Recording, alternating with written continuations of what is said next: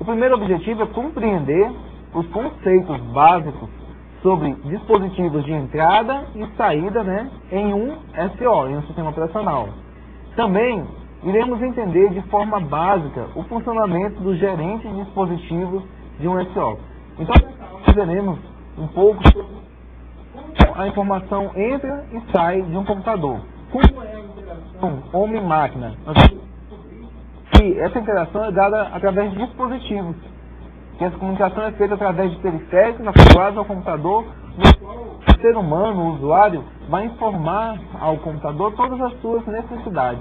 E vamos entender ainda como o computador, como o sistema operacional, vai processar essas requisições, como ele vai atender a essas necessidades do usuário. Estou acompanhando o slide. É a transferência de dados entre o mundo externo e a memória, ou processador de um computador. Ou seja, por que transferência de um mundo externo? Alguma coisa tem que ser gravada em algum, em algum dispositivo do nosso computador, certo? Seja numa placa de rede, seja no HD, seja no pendrive. Então, ou seja, tudo que vem de fora, nós temos textos, arquivos, vai ser gravado nisso aí.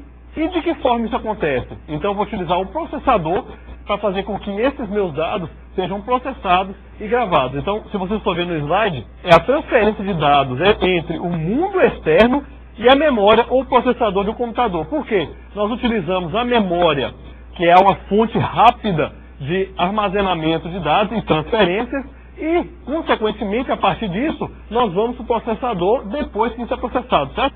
Existem duas categorias de dispositivos periféricos. Vamos conhecer agora uma delas? Acompanhe no slide. Primeiro, dispositivos realmente de entrada e saída de dados. E segundo, a segunda categoria são os dispositivos que executam entrada e saída de dados, mas que têm armazenamento auxiliar de dados. Então, qual é a função desse dispositivo de entrada e saída realmente de dados, entrada e saída? Ele serve para quê? Para traduzir os dados, né? Ele traduz os dados do que o usuário está informando, de forma que o computador possa compreendê-la. E o dispositivo de entrada e saída, só que com armazenamento de dados, a diferença dele para esse aí é que ele possui o quê? Um sistema de armazenamento de informações. Ele faz a mesma coisa, recebe informações de entrada, sai informações para o usuário novamente, de forma que ele compreenda, né, uma forma inteligível. Né? Então, pessoal, veja o que acontece. Para a gente se deslocar de um local para o outro, a gente tem que ter portas para poder entrar, né, e sair dela. Então, da mesma forma, nós temos isso aí no gerenciamento de dispositivos, certo? Então, acompanha no slide.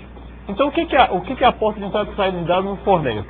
É possível a leitura do estado da porta. Então, ou seja, eu tenho que ver se a porta está fechada, a porta está aberta, ou talvez a porta nem exista. Então, para eu fazer com que os dados que estão sendo trafegados, né, de um dispositivo, né, periférico para um lugar qualquer, ele possa ser trafegado, a porta dele tem que estar aberta, certo?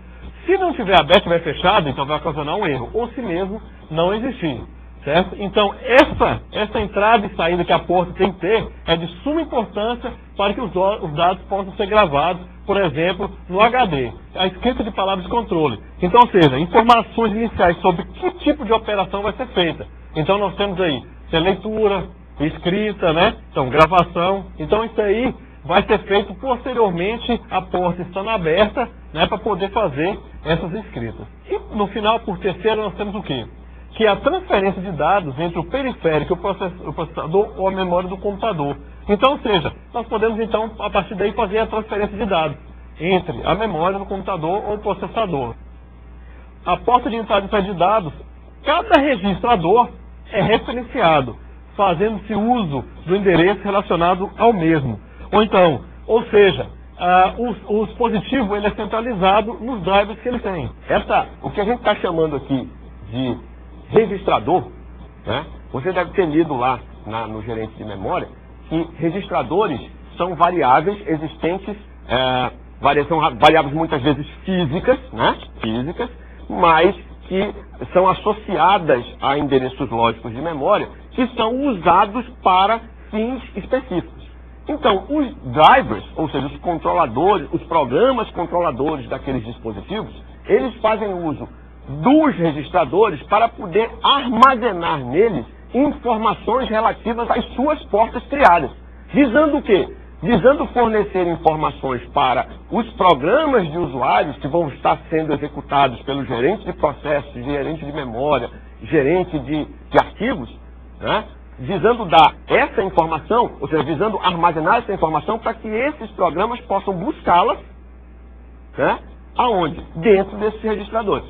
Então, os registradores são, lá no mundo do hardware, são dispositivos físicos. Mas no mundo do sistema operacional aqui, são dispositivos lógicos, quer dizer, associados a esses dispositivos físicos, que servem para armazenar informações específicas, normalmente vinculadas a periféricos. A transferência por palavra ou bloco era dada o quê? Entre os dispositivos periférico e a memória. Então, ou seja, pode ser executada por palavras ou blocos. Então, o que acontece? Essas palavras, quando é feita em palavras, nós usamos aqui, as palavras são feitas mais em sistemas operacionais Windows, e em blocos nos sistemas Linux, tá, pessoal? Quando a gente fala em palavras, é, por exemplo, um texto, né? Você tem um texto lá, e a cada palavra que você coloca dentro de um texto, isso aí gera um processamento. Então, dependendo da quantidade de palavras, se for um texto enormemente grande, então isso demora um tempo até ser processado.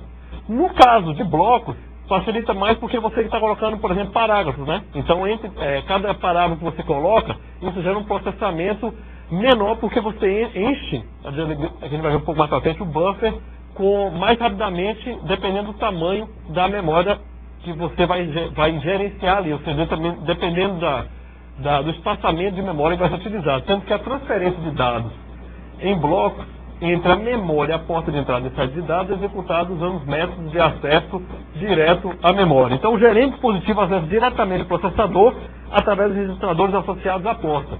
Então, ou seja, o que vai acontecer? Para ocorrer essa transferência, os registradores vão acessar a porta, né, e liberar essa porta para poder com que os dados sejam trafegados e eles possam saber o que está sendo passado. Então, essa transferência de dados é muito importante para os registradores. Uma vez então definido o espaçamento, né, o endereçamento que a porta vai ocupar, é necessário ainda entender uma coisa. Acompanhe no slide, por favor. É necessário informar ao processador a respeito da disponibilidade para executar uma operação de transferência de dados, o que nós chamamos de interrupção e spooling, né? É isso que nós vamos começar a trabalhar então. Então, quando o processador está executando as informações e as entradas e saídas de informações estão sendo feitas através dos dispositivos, é necessário que se informe sempre ao processador que diz assim, olha, tem dados novos na porta, foi entrado pela porta e precisa ser processado. Processador, tem dados que já saíram ali e a porta está disponível também. Então, esses mecanismos de interrupção do processador, o que ele está fazendo para checagem se existem dados novos para serem processados, ou se existem dados que já foram liberados, a porta está ok para receber novos dados, nós trabalhamos com esse conceito chamado interrupção ou pooling também. E existe ainda, o que nós vamos ver no próximo slide, acompanha aí, o mecanismo de spooling, de pooling. Ele consiste em fazer com que o processador, de tempos em tempos, verifique a condição da porta por intermédio da leitura de registradores de estado associados à mesma. Então, com base nesse resultado da leitura feita pelo processador, ele vai saber se precisa processar novos dados ou se não precisa processar novos dados. Se ele precisa atender algum dispositivo que está fazendo chamada na porta lá, que necessita de processamento, ou se não precisa. Então, esse é o mecanismo que nós chamamos de pooling, né? Onde o processador executará normalmente as instruções presentes no programa até que ocorra um pedido de interrupção. Essa interrupção ela pode ser interna ou externa. A interna é quando ela é gerada por algum problema de processamento de um programa feito, por exemplo, em C, que vocês escreveram lá, que estão tentando fazer em estrutura de dados. E o externo é quando ele ocorre a partir de um dispositivo, quando ele dá algum problema por um dispositivo de entrada e saída, então ocorre esse tipo de problema aí. Então esse mecanismo de interrupção, ele é uma alternativa ao mecanismo de pooling. Bom, o uso de buffers é o quê? É para reduzir a perda de eficiência existente entre o tempo gasto para a execução das instruções e para que sejam executadas operações de entrada e saída de dados por intermédio de dispositivos periféricos. Ou seja, então o buffer é um dispositivo a mais que fornece rapidez no compartilhamento ou às vezes na abertura de determinados arquivos, como por exemplo, quando você abre um arquivo da internet, está fazendo o download dele, e às vezes você não faz o download, né? Você clica em abrir. Então, ou seja, você começa a armazenar o buffer com esse arquivo para posteriormente ser aberto. Certo? Então aí sim você vai utilizar a memória. Então o buffer ele faz a intermediação entre a memória e o dispositivo periférico.